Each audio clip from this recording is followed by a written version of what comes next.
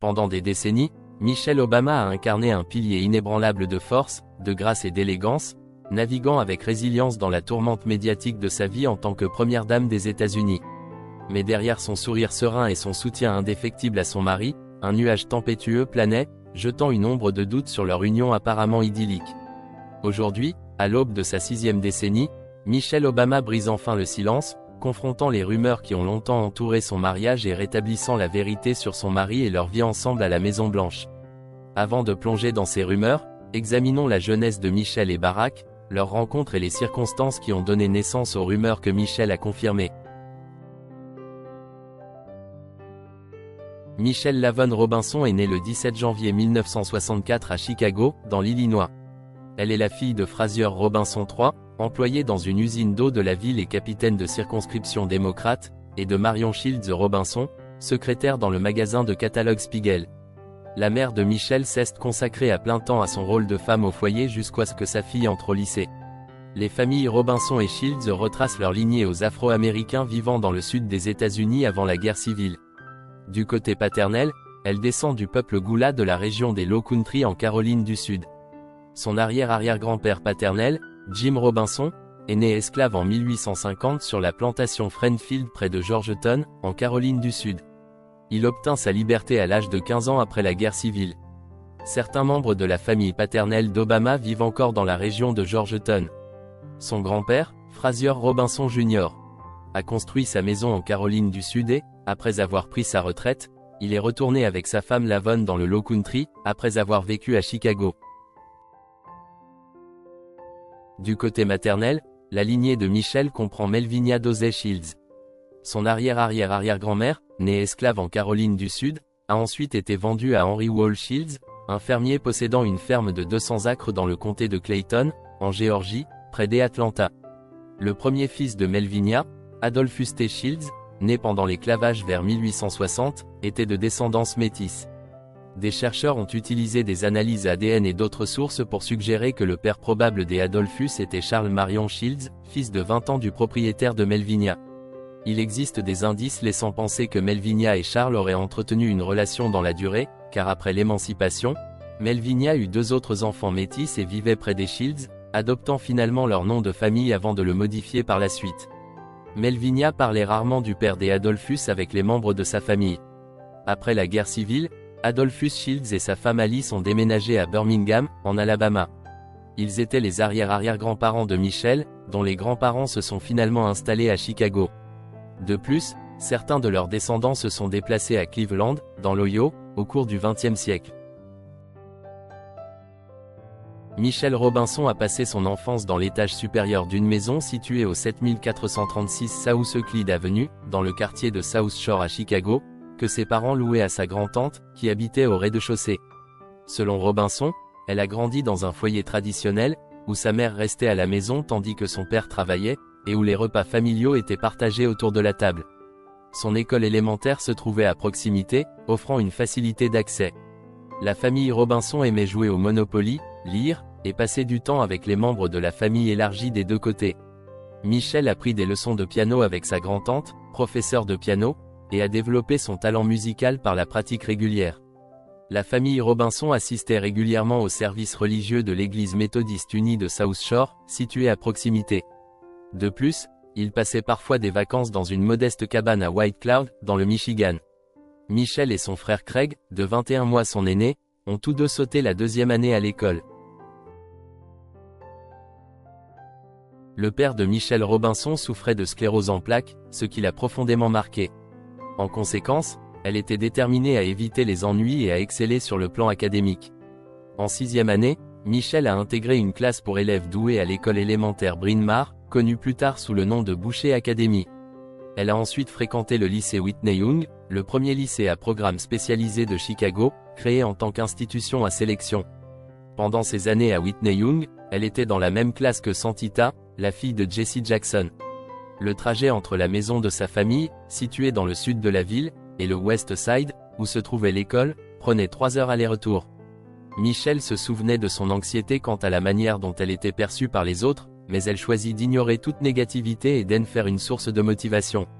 Elle a raconté avoir vécu des expériences de discrimination sexiste durant son enfance, notant des occasions où l'on préférait demander l'avis de son frère aîné plutôt que le sien. Michelle a conservé une place sur le tableau d'honneur tout au long de ses années de lycée, a suivi des cours de niveau avancé, a été membre actif de la National Honor Society, et a servi comme trésorière du conseil des élèves. Elle a terminé son lycée en 1981 en tant que deuxième meilleure élève de sa promotion. Après son diplôme, comment imaginez-vous le début de la carrière de Michelle? En 1981, Robinson décida de s'inscrire à l'université de Princeton, encouragée par son frère. Elle choisit de se spécialiser en sociologie avec une sous-spécialisation en études afro-américaines, et obtint avec distinction un diplôme de baccalauréat SR en 1985. Son parcours académique comprenait la rédaction d'une thèse de 99 pages intitulée Les Noirs éduqués à Princeton dans la communauté noire, supervisée par Walter Wallace.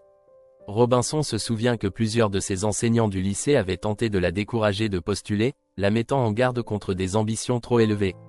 Elle pense que le fait d'avoir un frère qui avait réussi à l'université, diplômé en 1983, a pu l'aider dans le processus des admissions, mais elle était déterminée à prouver ses capacités.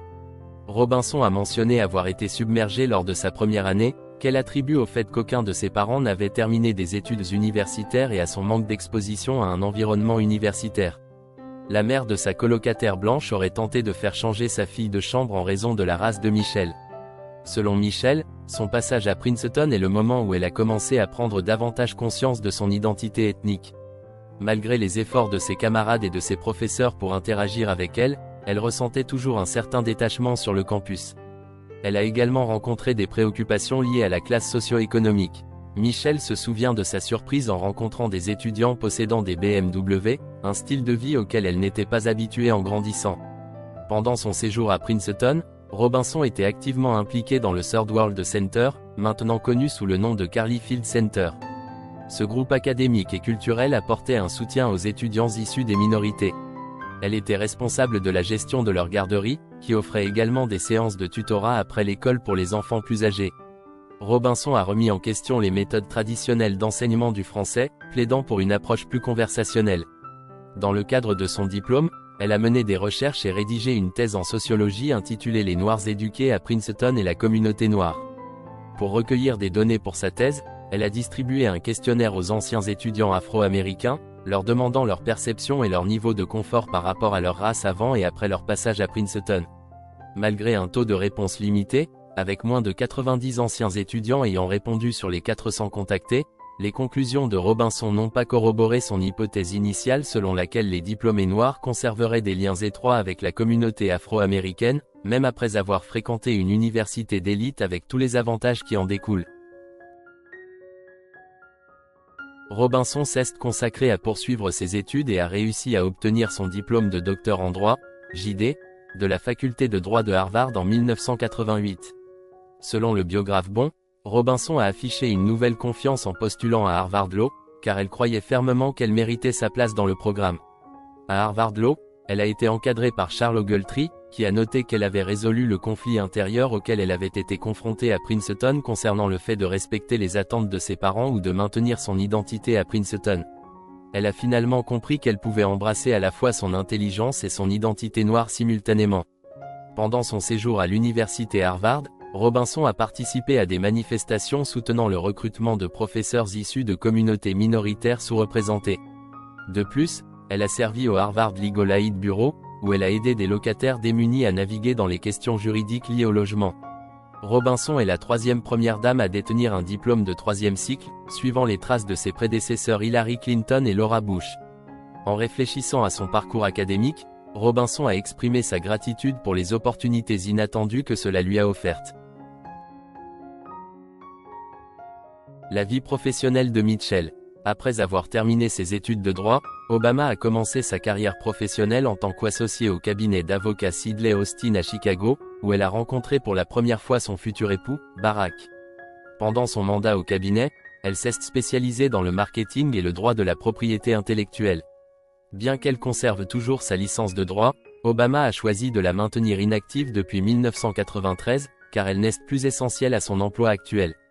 En 1991, elle a occupé des postes municipaux au sein du gouvernement de la ville de Chicago en tant qu'assistante du maire et commissaire adjointe à la planification et au développement. Par la suite, en 1993, elle a pris le poste de directrice exécutive pour le bureau de Chicago de Public Alley, une organisation caritative qui promeut l'implication des jeunes dans la résolution des problèmes sociaux au sein des organisations à but non lucratif et des entités gouvernementales. Pendant son mandat, qui a duré près de 4 ans, elle a obtenu un succès remarquable en matière de collecte de fonds, établissant des records qui sont restés inégalés pendant 12 ans après son départ.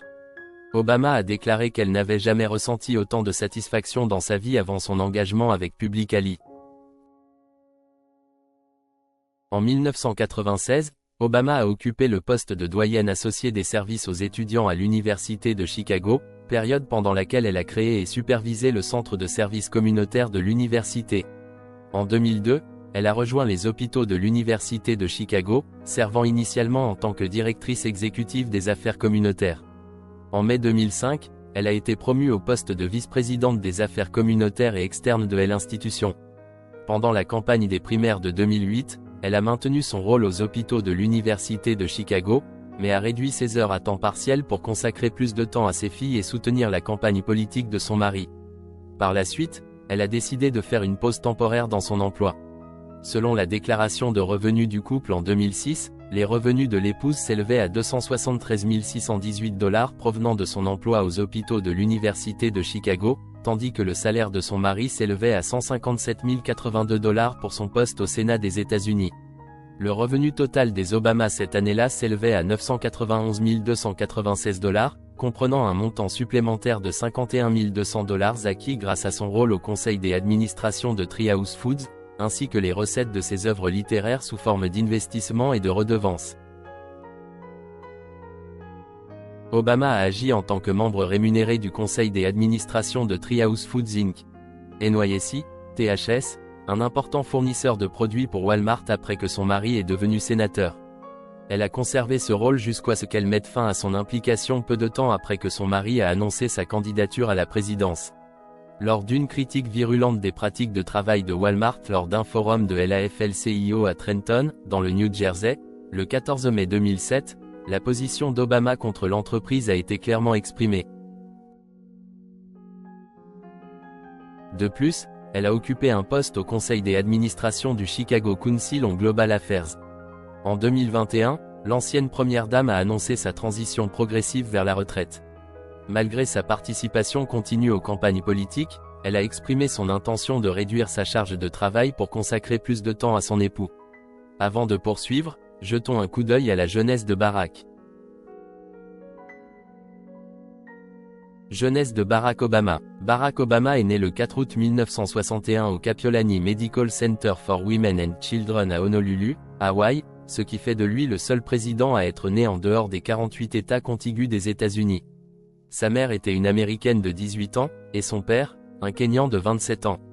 Né à Wichita, au Kansas, sa mère, Anne Dunham, avait des ancêtres anglais, gallois, allemands, suisses et irlandais. Des recherches menées en 2007 ont révélé que son arrière-arrière-grand-père, Falmouth Kearney, avait émigré de Moneygall, en Irlande, vers les États-Unis en 1850. De plus, une étude d'Ancestry.com réalisée en juillet 2012 a suggéré une forte probabilité que Dunham soit apparenté à John Ponch, un Africain asservi vivant dans la colonie de Virginie au XVIIe siècle. Le père de Barack Obama Sr., appartenait à la tribu Luo au Kenya et était déjà marié au moment de la naissance de son fils. Originaire de Njayangoma Kojelo, son nom de famille Obama dérivait de son héritage Luo. Les parents de Barack Obama se sont rencontrés en 1960 alors qu'il suivait un cours de langue russe à l'université d'Hawaï à Manoa, où son père poursuivait ses études en tant qu'étudiant étranger avec une bourse. Le couple s'est marié à Wailuku, Hawaï, le 2 février 1961, quelques mois avant la naissance de Barack Obama. Vers la fin du mois d'août 1961, peu après sa naissance, Barack et sa mère ont déménagé à l'université de Washington à Seattle, où ils ont résidé pendant 1 an. Pendant cette période, le père de Barack a terminé son baccalauréat en économie à Hawaï, obtenant son diplôme en juin 1962. Par la suite, il est parti pour l'université Harvard grâce à une bourse afin de poursuivre une maîtrise en économie. Les parents d'Obama se sont séparés en mars 1964. Obama Sr., est retourné au Kenya en 1964, où il s'est remarié pour la troisième fois et a obtenu un poste d'analyste économique principal au ministère des Finances du gouvernement kényan.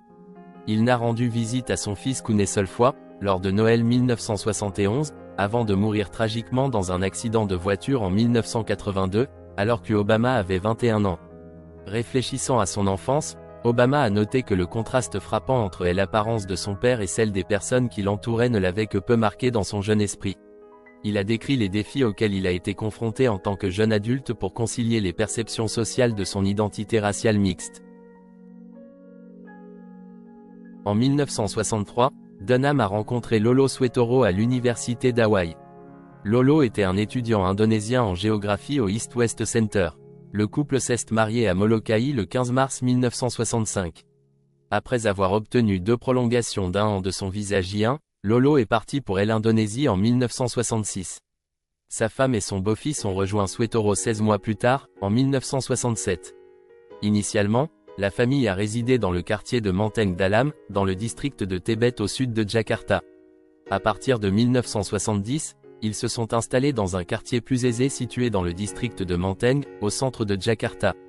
À l'âge de 6 ans, Barack Obama et sa mère ont déménagé en Indonésie pour rejoindre son beau-père. De 6 à 10 ans, il a été inscrit dans des écoles sous le nom de Bari et a fréquenté des institutions locales d'enseignement en indonésien, la Sekolah des Arts catholiques Santo Francisco Sisi, école élémentaire catholique Saint-François d'Assise, pendant 2 ans et la Sekolah des Arts Negeri Menteng 01, école élémentaire publique Menteng 01, pendant 1 an et demi, tout en recevant une instruction à domicile en anglais dispensée par sa mère à travers le programme de l'école Calvaire. Grâce à ses 4 années de résidence à Jakarta, il a acquis une maîtrise de la langue indonésienne durant son enfance. Pendant son séjour en Indonésie, le beau-père d'Obama lui a enseigné des leçons de résilience et lui a inculqué une compréhension réaliste du fonctionnement du monde. En 1971, Obama est retourné à Honolulu et a emménagé avec ses grands-parents maternels, Madeline et Stanley Dunham. Il a fréquenté la Punahou School, une institution privée exclusive, de la 5e année jusqu'à son diplôme de fin d'études secondaires en 1979, grâce à une bourse qu'il avait obtenue. Pendant son séjour au lycée, Obama continuait à se faire appeler Barry jusqu'à son voyage au Kenya en 1980. Entre 1972 et 1975, Obama a résidé à Hawaï avec sa mère, Anne Dunham, et sa demi-sœur, Maya Sotoro, tandis que sa mère poursuivait un diplôme de 3e cycle en anthropologie à l'université d'Hawaï. En 1975, Obama a décidé de rester à Hawaï même après le retour de sa mère et de sa sœur en Indonésie pour que sa mère puisse commencer son travail de terrain en anthropologie. Sa mère a passé une grande partie des 2 décennies suivantes en Indonésie, finalisant son divorce avec Lolo Soetoro en 1980 et obtenant finalement un doctorat en 1992. Tragiquement, elle est décédée en 1995 à Hawaï après avoir subi un traitement infructueux pour un cancer des ovaires et de l'utérus. Pendant son séjour à Honolulu, Obama a écrit que l'opportunité offerte par Hawaï d'interagir avec différentes cultures dans une atmosphère d'harmonie a considérablement façonné ses perspectives, servant de pierre angulaire au principe qu'il chérit le plus. Obama a également révélé qu'il avait consommé de l'alcool, de la marijuana et de la cocaïne durant son adolescence pour échapper aux questions d'identité personnelle. De plus, Obama était affilié au Chum Gang, une référence familière à un groupe d'émis qui se réunissait pour fumer de la marijuana. Comment ils se sont rencontrés? Mitchell a rencontré Barack Obama chez Sidley Austin LLP, un cabinet d'avocats où ils étaient parmi les rares Afro-Américains présents, certaines sources suggérant seulement 2, malgré la présence d'autres employés de la même ethnie dans des départements distincts. Robinson avait pour tâche de guider Obama pendant son stage DE accent aigu TE accent aigu. Leur première interaction a commencé par un déjeuner d'affaires, suivi de leur participation à une réunion d'une organisation communautaire où Obama a laissé une impression positive durable sur Robinson. Michelle avait exprimé à sa mère son intention de se concentrer uniquement sur sa carrière avant de rencontrer Obama. Le premier rendez-vous du couple a consisté à regarder le film de Spike Lee, Do the Right Thing, en 1989. Selon Barack Obama, leur attirance initiale l'une pour l'autre découlait de leurs caractéristiques contrastées, car Michelle avait grandi dans une famille stable avec 2 parents, tandis que lui avait une personnalité plus aventureuse. Leur mariage a eu lieu le 3 octobre 1992. Après une fausse couche, Michelle a eu recours à la fécondation in vitro pour concevoir leur fille, Malia Ann, née en 1998, et Natasha, connue sous le nom de Sacha, née en 2001. La carrière politique de Barack Obama. La trajectoire politique de Barack Obama se caractérise par une série de succès novateurs et des impacts considérables sur la politique américaine. Né le 4 août 1961 à Honolulu, Hawaï, l'implication d'Obama en politique a commencé après ses études à la Harvard Law School, où il a été le premier Afro-Américain à être élu président de la Harvard Law Review. Obama a débuté sa carrière professionnelle en tant qu'organisateur communautaire dans la ville de Chicago avant de devenir avocat spécialisé en droit civique. Son entrée en politique a commencé en 1996, lorsqu'il a réussi à obtenir un siège au Sénat de l'E-TAT de l'Illinois. Pendant son mandat au Sénat de l'E-TAT, Obama s'est concentré sur l'amélioration des services de santé, la promotion des initiatives d'éducation préscolaire et la défense de réformes dans le système de justice pénale. Son approche en tant que législateur était marquée par un pragmatisme et une éloquence qui lui permettaient de collaborer efficacement avec des personnes de différents horizons politiques. En 2004, Barack Obama a connu une montée en puissance politique significative après son discours-programme à la Convention nationale démocrate. Ce discours a considérablement accru sa reconnaissance nationale, ce qui a finalement conduit à sa candidature réussie pour un siège au Sénat américain plus tard cette même année. En tant que sénateur, Obama a concentré ses efforts sur la rédaction de mesures visant à améliorer la transparence du gouvernement, à améliorer les avantages pour les anciens combattants et à promouvoir la non-prolifération nucléaire. Sa campagne présidentielle de 2008 a acquis une importance historique, axée sur les thèmes de l'espoir et du changement. Son message a résonné auprès d'un large éventail d'électeurs, attirant notamment les jeunes et les minorités. Le 4 novembre 2008, il a marqué à l'histoire en devenant le 44e président des États-Unis, la première fois qu'un Afro-Américain accédait à la plus haute fonction de la nation.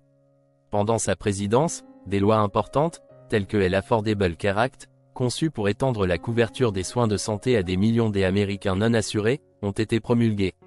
De plus, la loi Dodd-Frank, une législation majeure visant à réglementer Wall Street et à prévenir de futures crises financières, a également été adoptée pendant son mandat.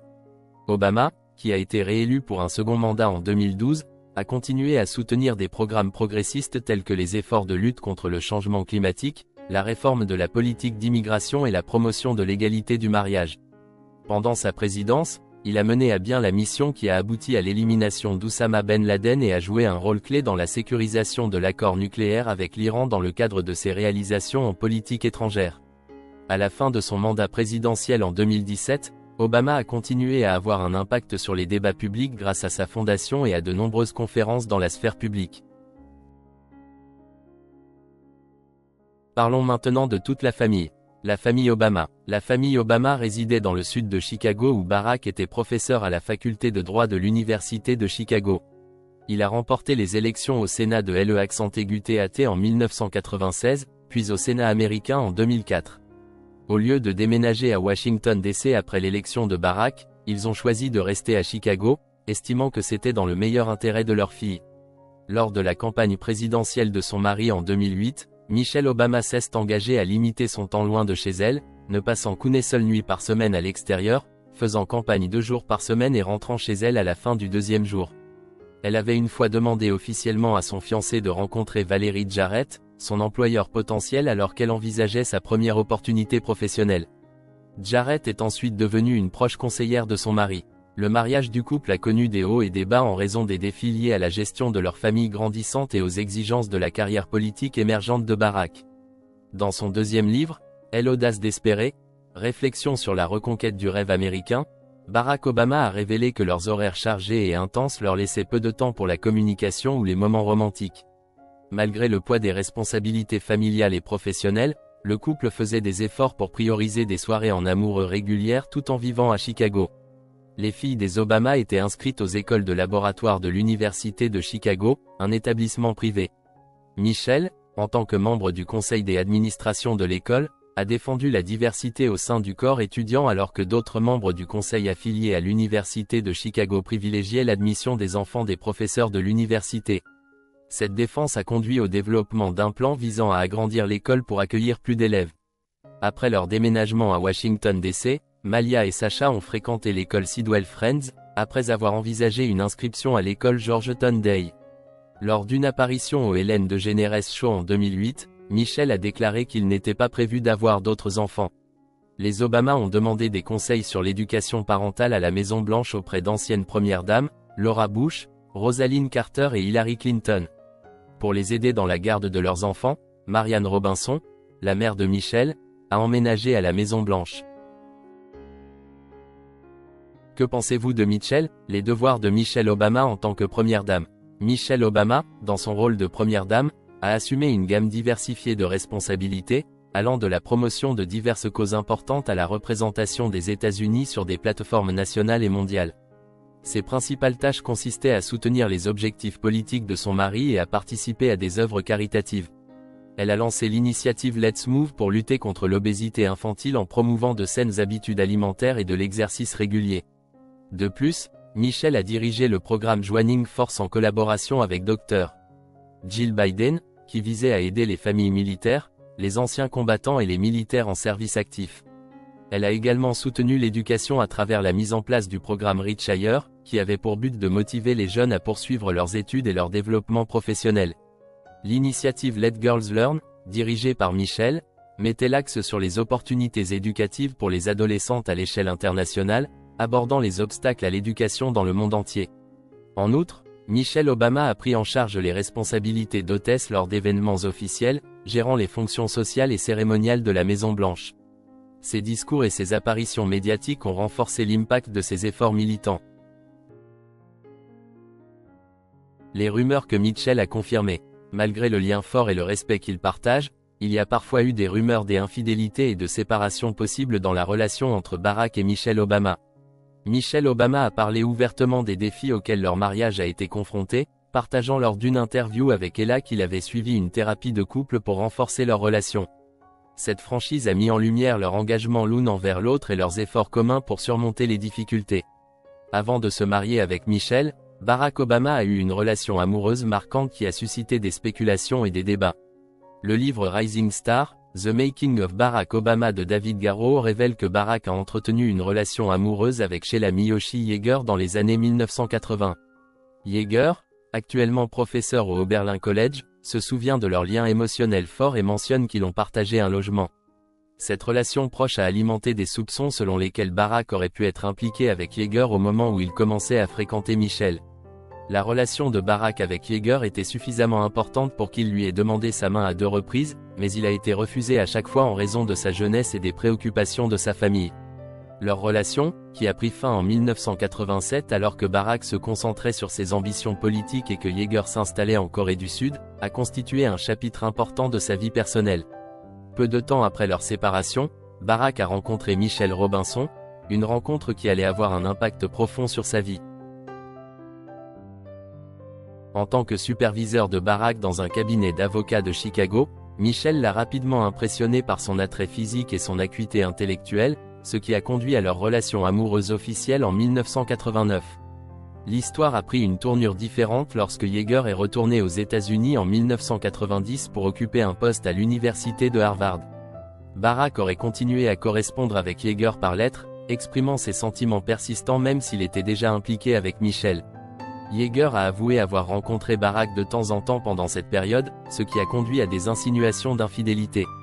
Néanmoins, en 1991, Yeager avait tourné la page, entamant une nouvelle relation amoureuse et mettant son passé avec Barack derrière elle. Ces rencontres rapportées et la correspondance entre Barack et Yeager ont alimenté de nombreuses spéculations concernant sa fidélité. Malgré ces affirmations sensationnelles, ni Barack ni Michelle Obama n'ont publiquement confirmé ou démenti ces rumeurs, préférant se concentrer sur leur engagement durable l'un envers l'autre et leur famille. Leur histoire, bien que complexe, montre que même les relations les plus célèbres rencontrent des obstacles.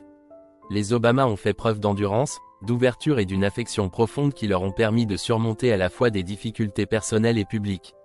Leur parcours, depuis les débuts de leur relation jusqu'à devenir l'un des couples les plus respectés de l'histoire, témoigne de leur force et de leur unité. Les trajectoires de vie de Barack et Michelle Obama sont marquées par des réalisations significatives, un amour profond, et un engagement indéfectible l'un envers l'autre et envers leurs principes. Leur impact durable est une source d'inspiration pour des millions de personnes à travers le monde, démontrant que le véritable leadership et l'amour peuvent triompher face à des obstacles redoutables.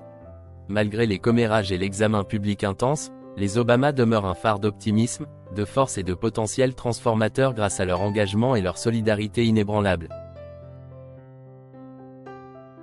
Quelles sont vos pensées? Faites-le nous savoir dans les commentaires ci-dessous, et si vous avez aimé cette vidéo, likez et abonnez-vous, et cliquez aussi sur la prochaine vidéo affichée sur votre écran.